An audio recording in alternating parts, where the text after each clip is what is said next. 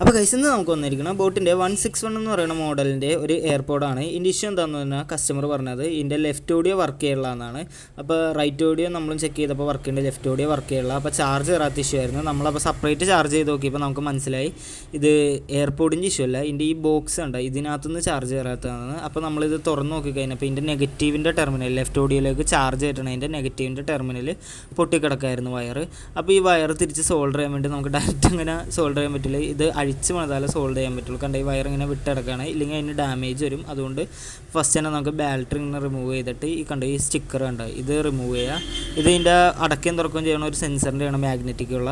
എന്നിട്ട് ഇതിൻ്റെ സ്ട്രിപ്പ് നമുക്കിങ്ങനെ റിമൂവ് ചെയ്യാം. എന്നിട്ട് ഇതിൻ്റെ മദർ ബോർഡ് ഊരിയെടുത്തതിന് ശേഷം നമുക്ക് പഴയ വയർ ഡീസോൾഡർ ചെയ്തിട്ട് പുതിയ വയർ കറക്റ്റായിട്ട് സോൾഡർ ചെയ്ത് കൊടുക്കാം.